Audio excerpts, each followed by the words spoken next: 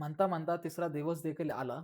Mission 6090 ची सुरुवात झालेली आहे आणि आज तिसरा दिवस केमिस्ट्रीचा आहे. फिजिक्सचा तिसरा दिवसचा video I think so uploaded केलाय मी आणि तुम्ही पाहिला नसेल. सो असेच एक-एक दिवस संपत जाणार आहे मित्रा. तुझ्यासोबतचा कोणतरी तुला शेवटच्या टप्प्यामध्ये तुझ्या पुढे असेल, हे दिसेल. सो वेळ नको घालवू.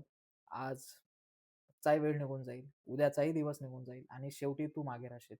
सो बऱ्यापैकी ह्या गोष्टी पटापट सुरुवात कर, जेणेकरून बऱ्यापैकी आपण आपल्या चांगल्या लेव्हलला पोहोचू शकतो. ओके. सो डे 3 मध्ये काय-काय करायचंय? सो आधीचा व्हिडिओ जो आहे तो मी टाकलाय बऱ्यापैकी. आज डे 3 ची गोष्ट आपण करूयाला सुरुवात करूया. सगळ्यात पहिलं पेज नंबर 27 आणि 47 आणि 48 वरती गोष्ट आहे. म्हणजे 47 आणि 48 वरची तिसरा चॅप्टर आहे आयोनिक एक्विलिब्रियम.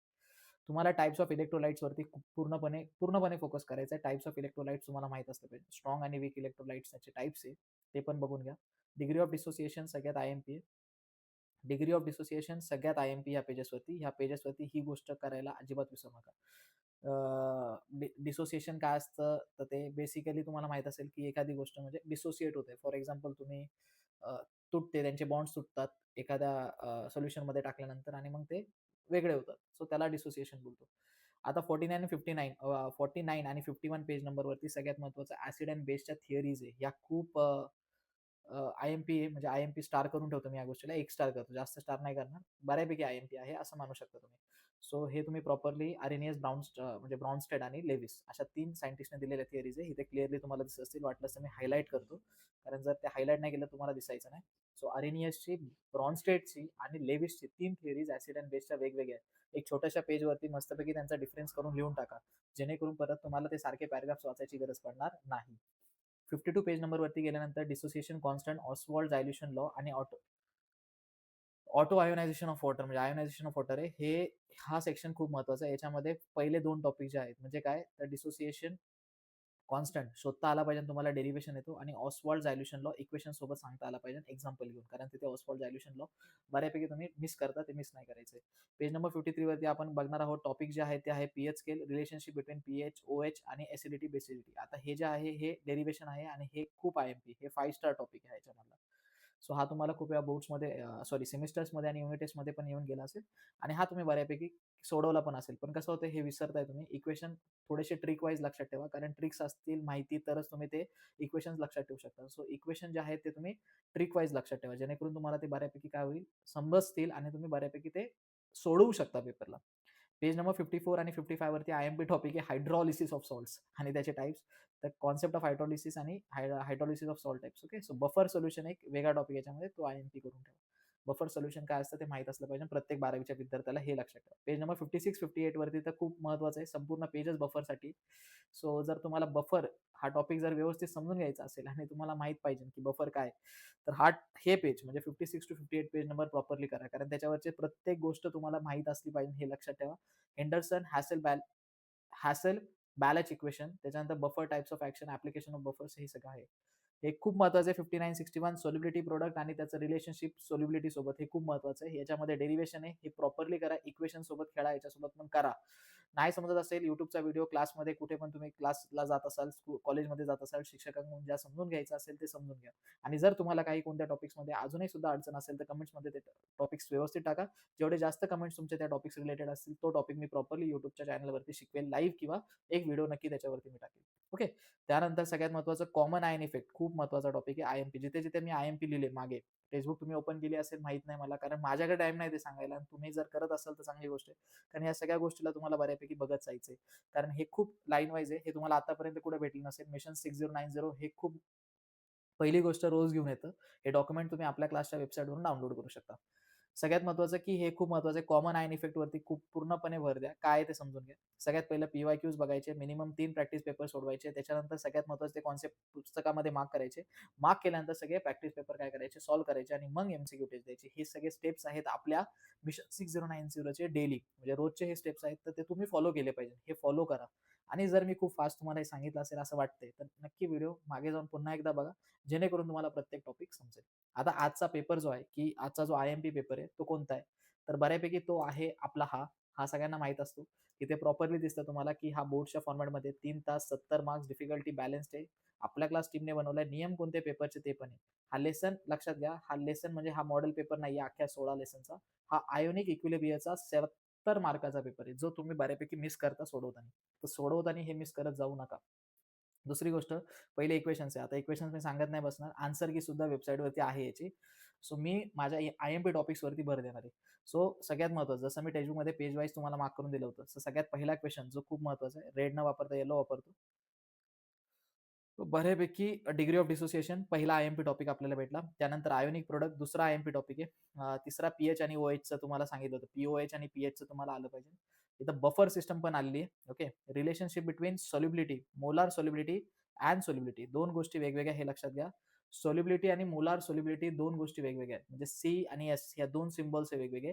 कॅपिटल सी आणि कॅपिटल एस म्हणून टेक्स्टबुकमध्ये वापरलेले आहेत. तर प्रॉपरली ते बघा. नाहीतर मग सॉल्युबिलिटी नुसती सॉल्युबिलिटी मुलं बऱ्यापैकी त्या शब्दाला शब्दांमधूनच आन्सर म्हणजे बोलतात ना अर्थ काढून आन्सर लिहितात. तसं नाहीये, थोडं वेगळं असतं कधी-कधी. सो मोलार सॉल्युबिलिटी वेगळं आहे आणि सॉल्युबिलिटी हा कॉन्सेप्ट वेगळा आहे. आता हे जे आहे मी तुम्हाला सांगितलं ॲसिड एंड बेसचे 3 सायंटिस्टने दिलेल्या थिअरीज करून ठेवा. कारण कधी पण कोणती पण थिअरी आपल्याला डिफाईनमध्ये येऊ शकते. इथं डिफाईन लेविस बेस आले. म्हणजे लेविसनुसार बेस कसा आहे हे विचारले. मग आता आरेनियसनुसार पण विचारू शकतात. ब्रॉन्स्टेडनुसार सुद्धा पण विचारू शकतात. ओके. खाली गेल्यानंतर 8 क्वेश्चन्स आता बघा का. सगळे जे आहेत 2-2 मार्क्सचे आहेत. आता इथे तुम्हाला सगळे आय-एम-पी पॉइंट्स भेटतील. आता बघा इलेक्ट्रोलाइट्स मी सांगितलं होतं की करा. पण इलेक्ट्रोलाइट तेव्हा कोणीच केलं नाही आणि बऱ्यापैकी त्या टॉपिकवरती तुम्ही लक्ष दिलं नाही आणि ते करायचं होतं खरं तर. पण ठीक आहे आता. काही हरकत नाही. थोडंसं मोठं करतो मी. त्याच्यानंतर इलेक्ट्रोलाइटचे टाइप्स होते स्ट्रॉंग आणि वीक. ओके. परत बघा इथे डिस्टिंग्विश आर्सेनियस आणि ब्रॉन्झेड. लेविस सुद्धा याच्यामध्ये घ्या कारण हे खूप महत्वाचं आहे. तुम्ही बऱ्यापैकी हे एम्फोटेरिक नेचर ऑफ वॉटर बघा. मगाशी हेडिंग दिली होती ना आपण amphoteric of nature of water. इथे क्वेश्चन विचारला डायरेक्ट 2 मार्क्सला. पुढे गेल्यानंतर हे सगळे ना न्यूमेरिकल्स आहे. म्हणजे बऱ्यापैकी ज्यांना नाही येते हे न्यूमेरिकल्स आहे. हे न्यूमेरिकल्स करायला विसरू नका रे यार. खूप चांगले आहेत आणि बऱ्यापैकी तुम्ही केले पाहिजे. कारण हे एवढे डिफिकल्ट नाहीये.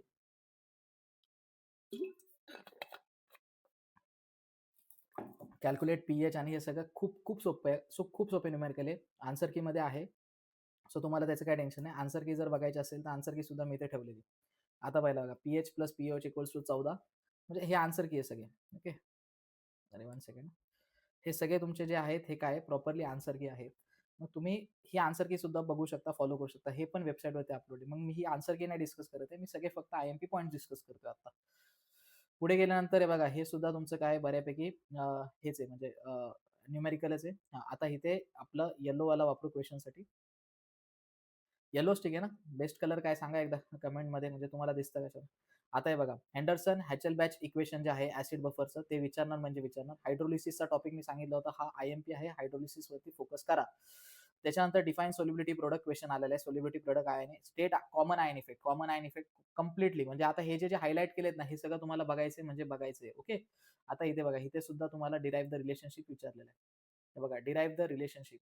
इथे तुम्हाला हायड्रोलिसिस विचारले. ओके. त्यानंतर परत बघा मोलार सोल्युबिलिटी आणि सोल्युबिलिटी. परत तेच. तुम्ही जर क्वेशन पाहिले ना, खूप वेगळे-वेगळे नाहीत बघा सोल्युबिलिटी प्रोडक्ट. त्याच्यानंतर हे खूप महत्वाचं आहे. हे मगाशी झालं नाही आपलं, पण हे तुम्हाला आता इथं बघून करायचं हे सोल्युशनचे टाइप आहे सॅच्युरेटेड, सुपर सॅच्युरेटेड आणि अनसॅच्युरेटेड. सो हे सोल्युशनचे एक-एक मार्काचे टाइप्स आहे. हे प्रॉपरली नीट करा. टाईमपास सारखं करू नका. मी आत्ताच सांगतो. ओके. आता इथे बघा, इथे त्यांनी काय विचारलं माहिती आहे का? लेविस ॲसिड आणि लेविस बेसला क्लासिफाय करा. म्हणजे किती भारी प्रश्न आहे हा. म्हणजे खरं आय-एम-पी प्रश्न हा. हे असे प्रश्न बोर्डाला आले पाहिजे. आणि येतात ते. फक्त तुम्ही फक्त चुकताय कुठं आता मला माहीत नाही अभ्यास करताना. सगळ्यांनी डेफिनेशन केले असतील. पण लेविस ॲसिड ओळखायचं कसं आणि लेविस बेस ओळखायचं कसं हा सगळ्यात मोठा प्रॉब्लेम आहे. YouTubeला जाऊन व्हिडिओ बघा. सगळ्यात महत्त्वाचं की माझ्या चॅनलवरती आहे की नाही, माझ्या चॅनलवरचा असो नाही तर नसो, पण तुम्ही दुसऱ्या चॅनलवरती जिथे तुम्हाला समजते तिथे जाऊन हे नक्की समजून घ्या. नाहीतर क्लासमध्ये समजून घ्या. पण हे कोणाकडून तरी समजून घ्या की जेणेकरून तुम्हाला लेविस ॲसिड आणि बेस माहीत असलं पाहिजे. नसेल कुठून भेटलं तुम्हाला आन्सर तर कमेंट नक्की करा. जेणेकरून मी तुम्हाला ते प्रॉपरली सांगेल एका चांगल्या व्हिडिओजमध्ये. ओके. आणि मी वन शॉट्स आणले पाहिजे की नाही आणले पाहिजे त्याच्यावरती पण मला एकदा डिस्कशन सांगा. कारण वन शॉट मी असे बसल्या-बसल्या शिकवतो. सगळे आय-एम-पी आणि सगळे आन्सर्स असे कीवर्ड्समध्ये देऊन पाठ पण करून देतो. ओके. नेक्स्ट आय-एम-पी जे आहे ते ओसवाल्ड डायल्यूशन लॉ आहे आणि इथे तुम्हाला तो क्लिअरली दिसत असेल. Oswald dilution law. बाकी हे दोन्ही पण तुम्हाला एक्झाम्पलमध्येच आहे. बफर सोल्युशन कसं आपण काहीही म्हणा, बफर सोल्युशन कधी संपत नाही आणि तो आय-एम-पी राहतोच. ओके. आता हे आहे सेक्शन डी. आता सेक्शन डीमध्ये आता तुम्ही जर प्रॉपर पाहिलं तर बघा काय माहिती आहे काय? हे एकाच क्वेशनमध्ये वरचे 3-3 क्वेशन येतात. Oswald dilution law, degree of dissociation, okay. आता त्याच्यानंतर हायड्रॉलिसिस ऑफ सॉल्ट एक्सप्लेन करायला सांगितले आणि वीक ॲसिड, वीक बेस कोणता आहे तो ओळखायला सांगितलंय. पुढे गेल्यानंतर explain common ion effect, example हे एक्झाम्पल घेऊन सांगायचंय आणि ले चार्टियर्स प्रिन्सिपल अप्लाय हिअर. गुड. आत्तापर्यंत जो शब्द भेटत नव्हता आणि आत्तापर्यंत जो दिसला नाही कुठं, हा इथे सुद्धा आलाय ले चार्टियर्स प्रिन्सिपल. म्हणजे इथे सुद्धा ती गोष्ट आपल्याला दिसतीये. म्हणजे बघा कोणते-कोणते आय-एम-पी बोलत होते ना, डिफाईन पी-एच आणि ओ-एच पण करा. ओके आणि हे प्रॉपरली तुम्ही डाउनलोड करू शकता आणि डाउनलोड करा. ओके जेणेकरून तुम्ही बऱ्यापैकी फिजिक्सचा नसेल पाहिला तो बघा आणि उद्याचा देखील सकाळी डे 4चा पण व्हिडिओ येईल. हा डे 3चा आहे. तो डे 4चा पण व्हिडिओ येईल आणि हे सगळे जे पेपर्स आहेत ते आपल्या क्लासच्या वेबसाईटवरती अवेलेबल आहे. इथे तुम्ही जर प्रॉपर पाहिलं तर माझा कर्सर इथे दिसत असेल तुम्हाला.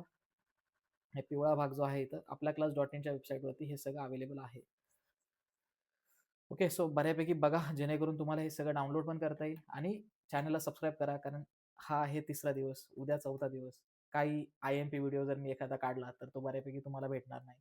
ओके. आन्सर की देखील इथे बाजूला आहे, जे तुम्ही बरोबर बघू शकता. ही आन्सर कीज आहे सगळी. पॉइंट वाईज आहे म्हणजे समजा आता 2 मार्काचा प्रश्न आहे तर 4 पॉइंट असणार म्हणजे असणार. सो ह्या सगळ्या गोष्टी दिलेल्या आहे. आर्हेनियस ॲसिड, ब्राउनस्टेड लॉरी थिअरी हे सगळं प्रॉपरली इथे दिलेलं आहे. इक्वेशन जे आहेत प्रॉपरली इक्वेशन सुद्धा सॉल्व्ह करून दाखवलेले.